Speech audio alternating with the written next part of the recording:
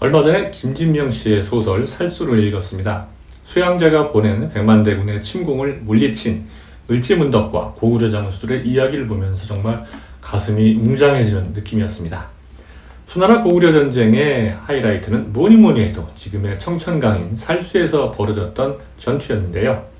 612년 제2차 고구려 수전쟁이 발발하자 약 113만 명의 수군이 행군을 시작합니다. 이들을 1m 간격으로 2열 종대로 세우면 서울에서 부산을 넘어서 제주도까지 이어지는 긴 행렬이 만들어집니다.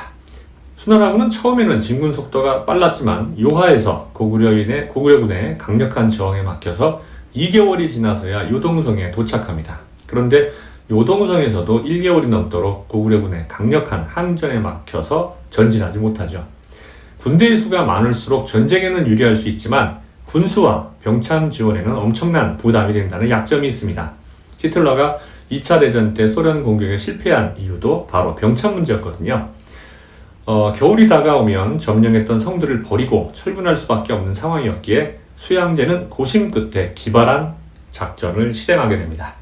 100만 대군이 너무 많으니까 그 중에서 정예병 30만 명을 별동대로 뽑은 다음에 이들을 직행시켜서 황해로 건너오는 내우아의 수군과 합류해서 평양성을 함락시키기 위한 작전이었죠. 계획대로만 잘 되었으면 굉장히 좋은 작전이었겠죠. 하지만 고구려에는 을지문덕이 있었던 게 수양제에게는 큰 불행이었습니다. 을지문덕은 살수에서 수나라 별동대 30만 대군을 불과 2,700명 정도만 남기고 모두 괴멸시키는 엄청난 대승을 거두었습니다. 김진명의 소설 살수에서 이 광경을 묘사한 장면을 간략하게 압축하면 이렇습니다. 몇 번의 전투로 기진맥진한 수나라 군대는 보급이 끊기자 장수마저 며칠을 굶게 됐다. 이때 합류하기로 되어 있던 네오와의 수군마저 고구려군에게 패배하여 도착하지 못한다는 소식이 전해지자 수나라 군대 주의부는 퇴각을 결정한다. 수나라군이 살수에 도착해서 도하를 시작하자 을지문덕은 6개월 동안 막아놓았던 강물을 터뜨려 수군을 물귀신으로 만든 후 대승을 거두었다.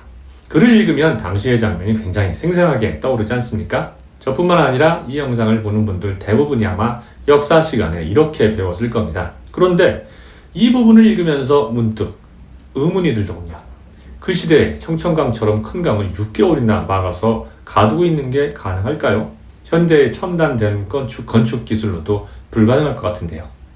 이런 의문이 드는 이유는 청천강이 대단히 큰 강이기 때문입니다.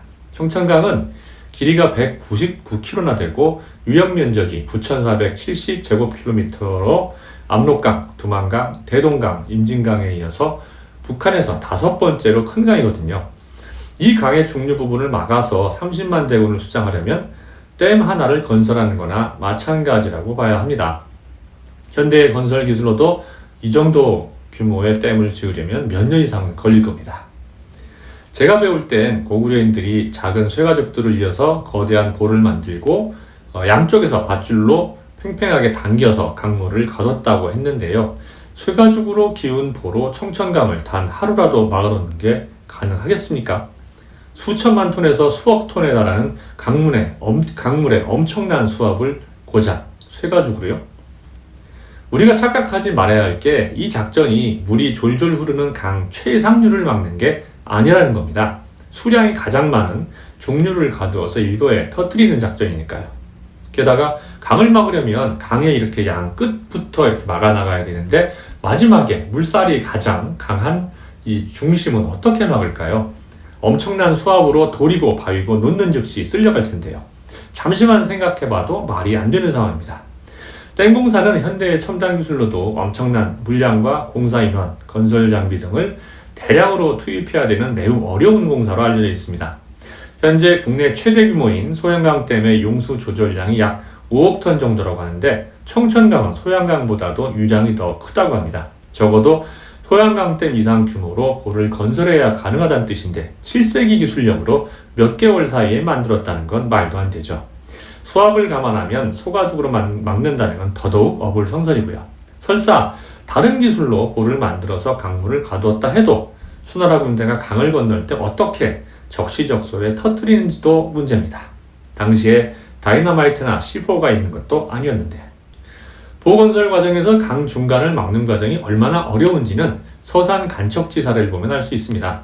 1983년 현대그룹 정주영 회장이 서산 간척지 사업을 할 때였습니다.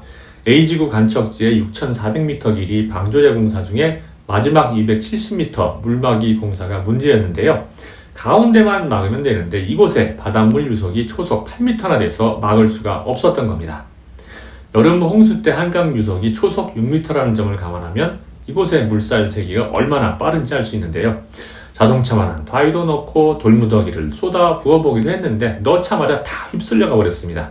학계에도 방법을 문의해보고 해외 건설사에 컨설팅을 해봤지만 뾰족한 수가 없었습니다. 이때 정 회장이 기막힌 아이디어를 냅니다. 고철로 쓰려고 사뒀던 길이 322m의 유조선을 가라앉혀서 물줄기를 막고 공사를 진행하자는 것이었습니다. 그런데 이게 웬일입니까? 유조선이 바닷물을 막아준 바람에 공사를 아주 순조롭게 끝낼 수 있었던 겁니다. 이 공법은 정주현 공법이라고도 불리며 뉴스위크와 타임지에도 소개됐습니다. 그런데 7세기의 을지문덕과 고구려인들에게는 유조선도 없었고 유조선이 있다 하더라도 이를 옮길 운반기구조차 없었죠. 결론적으로 수나라 30만 대군을 삽시간에 쓸어버렸다는 살수대첩은 누군가의 머릿속에서 나온 상상의 산물이 확실합니다. 30만 대군을 한 방에 몰살시키는 전공이 있었다면 당연히 당시 역사서에 기록해 놓았겠죠. 그런데 당시 국내외 어떤 역사서를 봐도 살수대첩이 수공이라는 기록은 찾을 수 없습니다.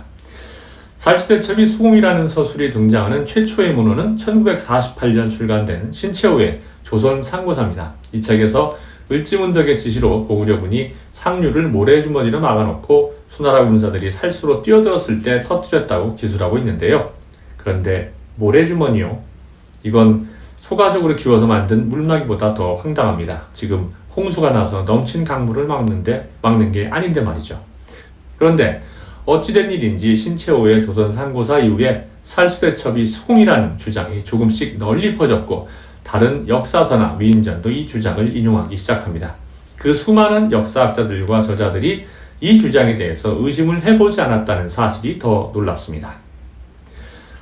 살수대첩으로부터 약 400년 지난 1018년 12월 요나라의 소배압이 10만 대군을 이끌고 고려를 침략하는데요. 이때에도 살수대첩과 비슷한 전투 이야기가 나옵니다. 이때의 주인공은 강감찬 장군이고 장소는 평안북도 의주지역의 흥화진이었습니다.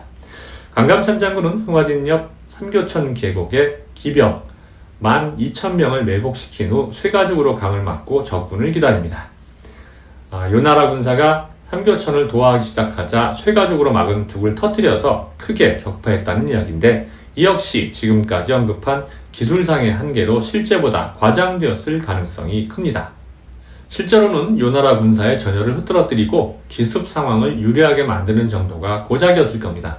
삼교천도 길이 100km가 넘고 압록강으로 흘러드는 적지 않은 강이었거든요.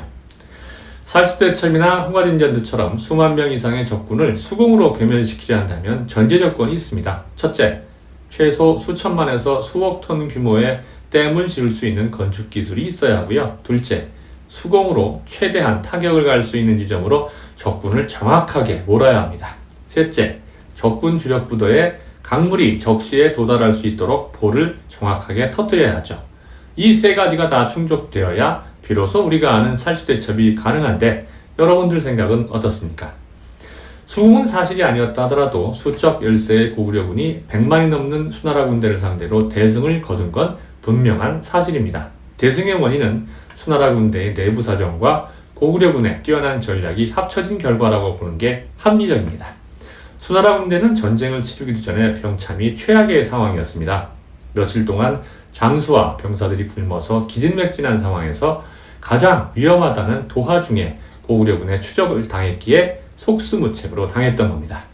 수나라 군대의 엄청난 규모에도 쫄지 않고 냉정하게 적의 약점을 파악하고 집요할 정도로 파고들었던 을지문덕의 전략과 지휘도 엄청난 것이었죠. 살수대첩에서 실제로 수공이 없었거나 과장된 것이라고 해도 수나라의 100만 대군을 맞아 포기하지 않고 약점을 철저하게 공략해서 이기는 조건을 준비한 그리고 전쟁을 승리로 이끈 을지문덕의 지혜와 전략이야말로 수천 년이 지나도 그 의미가 전혀 퇴색하지 않을 놀라운 전공입니다.